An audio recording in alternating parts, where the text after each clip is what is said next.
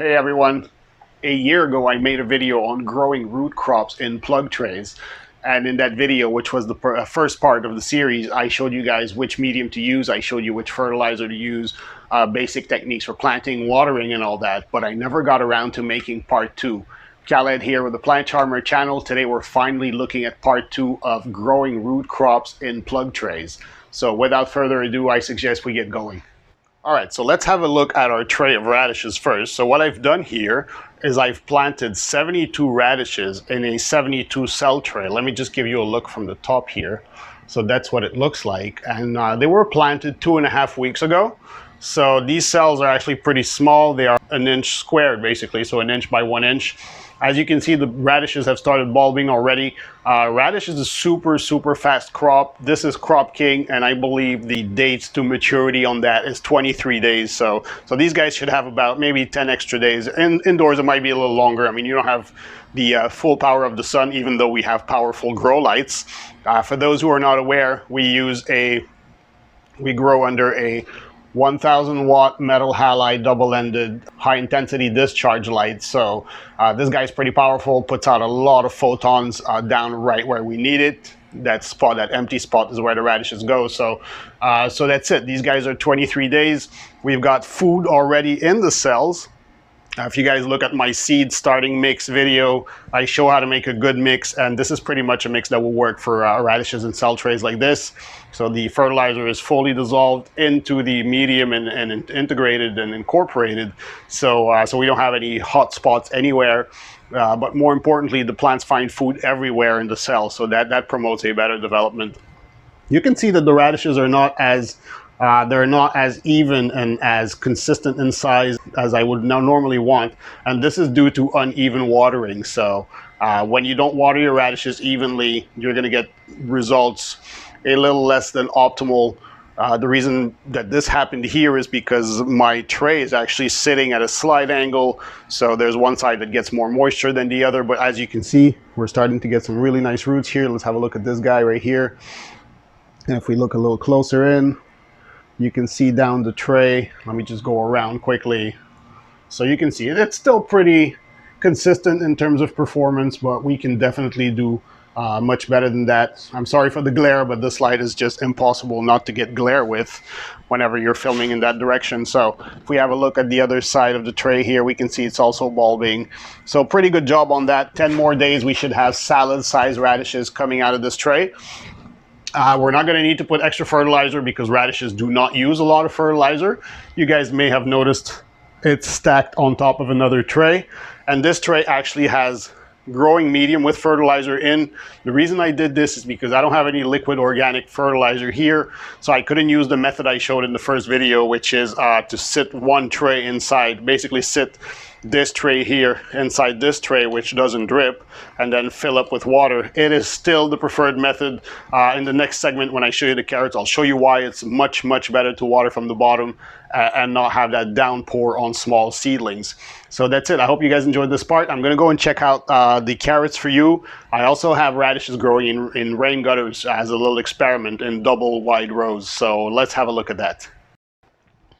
All right, so I've got some Atlas or Paris carrot seedlings growing in this no drip tray that's filled with soil and fertilizer. So the reason why I was telling you guys before that it's easier to water, I think it's pretty apparent. These seedlings, whenever you water from the top, actually just keel over. So basically watering from the top using a watering can, or unless it's something extremely gentle, but basically it's the equivalent of a rain downpour. So whenever you water, they keel over. Okay, yeah, they get moisture, so they spring back up, but it's not ideal. So if we were able to water from the bottom, like I showed in the first how to grow root crops in plug trays video, we wouldn't have this problem. So if you look at this guy here, I mean, it's a healthy seedling, but carrot seedlings, by their nature, tend to be a little more flimsy than, say, radishes, which I showed you before. So you're going to get more of a problem on that side using carrots.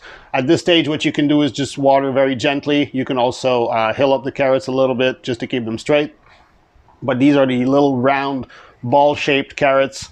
So I've made rows which are pretty close together. That's going to take a little longer than radishes to grow, obviously, because carrots are just a longer crop to grow.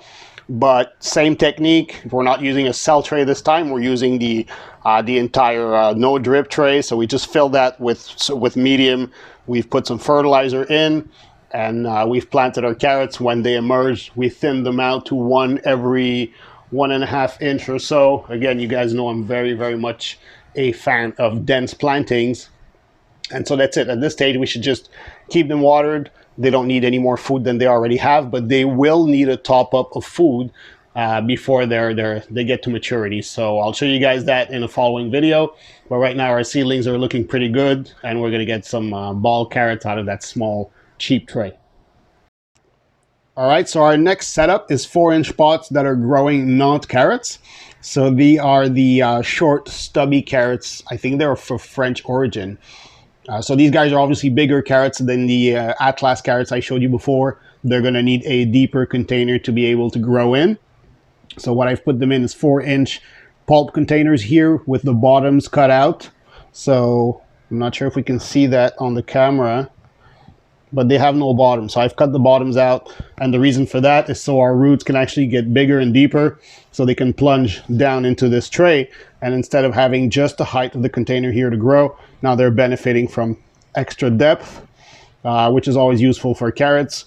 We've incorporated food in that medium as well. It's probably going to last longer than it will in the other tray I showed you before, just because there's more soil mass.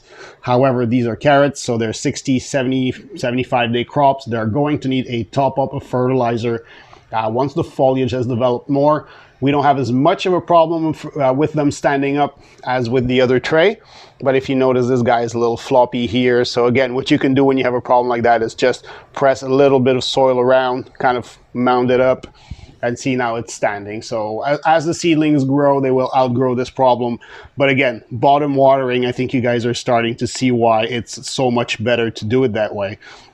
So that's it. We're going to get 1 carrot per pot. Of course, don't forget to thin out. One of the reasons why people do not get good roots, would it be beets or radishes or carrots or whatever, or good plants in general, is that they just don't see the need to thin crops out. When you don't thin crops out, you don't get them to their full potential. So let's look at our final little arrangement, which I think is the coolest one so far. All right, so I've saved the best for the last. This is my signature. This is my style. You guys probably recognize me there. Rain gutter. We've got radishes growing in there. I've been doing those for years. You guys have seen them at the farm, probably on Instagram, on photos and stuff. But what's different this time is actually I'm growing a double row. So if I look from the top, you can clearly see there are 2 rows of radishes.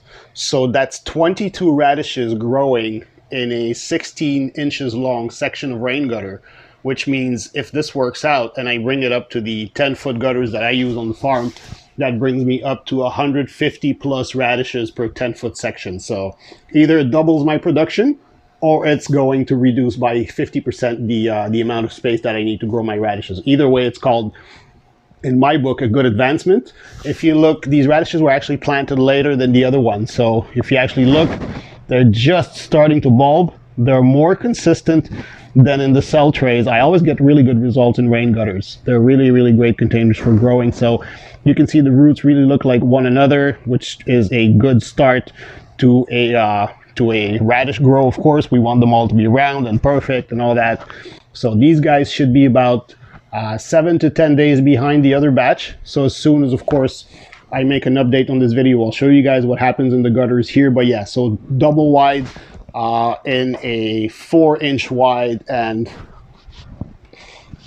3.25 inches deep rain gutter. Now you guys know I grow a lot bigger stuff than that in rain gutters, but yeah, radishes, it's a small advancement in terms of, it's not a big crop in terms of sales or whatever, but every little bit counts, and adding up all these little innovations is what makes us in the end different from the other farms. I hope you guys enjoyed this this little experiment of science in the making. So that's pretty much how to grow root crops in plug trays. Now remember, your challenges are always going to be maintaining consistent moisture, making sure the cells don't dry out, making sure the plants have plenty of water, of course plenty of light. If you choose cells that are too small, then the plants are going to compete for light too much. You're going to grow a lot of leaf, not a lot of root. So, but anyway, I'm going to be updating that in about 7 to 10 days. I think we should have a small radish harvest ready, maybe a full radish harvest, but I'm going to be updating you guys on the progress of that from this point forth. I hope you enjoyed the video. Don't forget to subscribe, like it, share it. I'll see you next time, and until then, keep it green.